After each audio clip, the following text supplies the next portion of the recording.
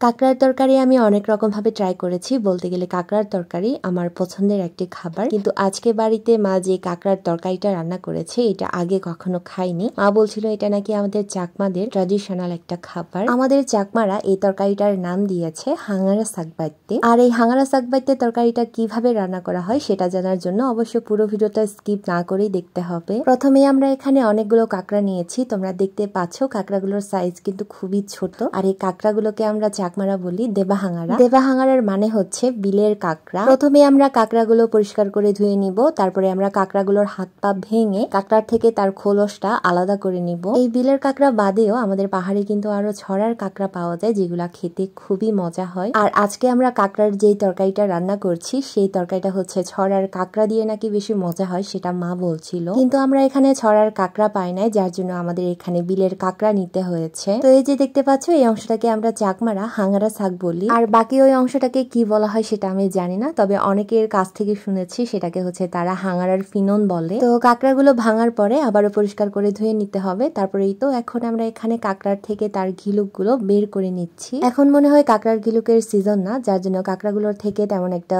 ঘিলুক পাওয়া যায়নি, কিন্তু এমন একটা সিজন থাকে যে সিজনটাতে হচ্ছে কাঁকড়ার থেকে অনেকগুলা ঘিলুক পাওয়া যায়। আর এই ঘিলুকগুলা কিন্তু খেতে জাস্ট অসাধারণ। আমার মতো কে কে তোমরা কাঁকড়ার ঘিলুক খেতে পছন্দ করো অবশ্যই কমেন্ট করে জানাবে। তারপরেই তো এখানে আমরা এতগুলো কাঁকড়ার মধ্যে মাত্র এতটুকু ঘিলুক পেয়েছি, মানে অনেক কম। আর এখন শুরু হবে আজকের তরকারির মেইন কাজটা। এখানে আমরা কাঁকড়ার চাক আর কাঁকড়ার দাঁড়গুলো আলাদা করে নিয়েছি। এখন আমরা কাঁকড়ার সব চাকগুলো ট্র্যাডিশনাল ব্লেন্ডারের সাহায্যে বেটে নিব। কাঁকড়ার এই তরকারিটা যদিও আমাদের চাকমাদের ট্র্যাডিশনাল একটা খাবার, কিন্তু এখনকার জেনারেশনের অনেকেই এই তরকারিটার সাথে অপরিচিত, এবং কি এই তরকারিটার নামও হয়তো অনেকেই শোনেনি। কিন্তু পাহাড়ের প্রত্যেকটি ঘরে এই খাবারটি এখনো রান্না হয়ে থাকে। আমাদের চাক পাতা হয়ে গেছে, এখন এখানে অল্প পরিমাণ পানি অ্যাড করে নিয়ে চাকের যে রসটা বের হয়েছে সেটা আমরা একটা ঝাঁকার সাহায্যে ছেঁকে নিব। আর এখানে ঝাঁকার সাহায্যে রসটা ভালো করে ছেঁকে নেওয়ার পরে আমরা চাক বাটাটা ফেলে দিব। মানে এখানে আমাদের লাগবে শুধু চাক বাটার পরে যে রসটা বেরিয়েছে সেই রসটা। তারপর আমরা যে পাত্রে কাঁকড়ার ঘিলুকগুলা বের করে রেখেছিলাম সেই পাত্রে আমরা চাক বাটার রসটা নিয়ে নিব।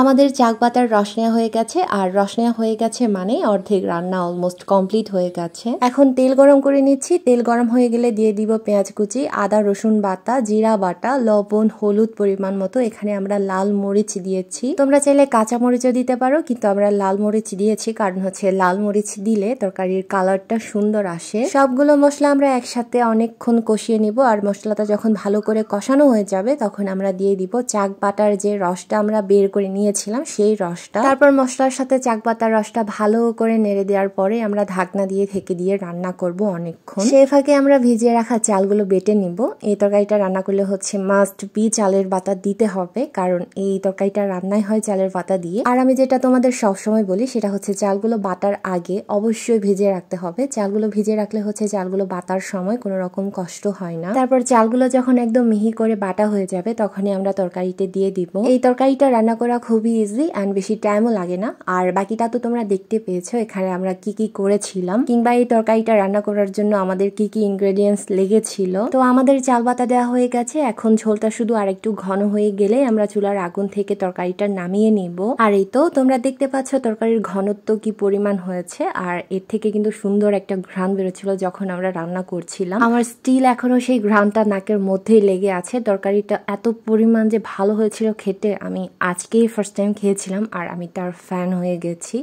অনেক ভালো খেতে এই তরকারিটা। সো আজকের এই ভিডিও তোমাদের কেমন লেগেছে সেটা অবশ্যই কমেন্ট করে জানাবে, আর ভালো লাগলে অবশ্যই লাইক কমেন্ট শেয়ার করে দিবে। আর তোমরা চাইলে আমাদের চাকমাদের এই ট্র্যাডিশনাল খাবারটি বানিয়ে নিয়ে খেতে পারো। আমি আজকে বিদায় নিচ্ছি, দেখা হবে নতুন আরেকটি রেসিপি নিয়ে। সে পর্যন্ত সবাই ভালো থেকো, সুস্থ থেকো, নিরাপদে থেকো। Tata, bye bye.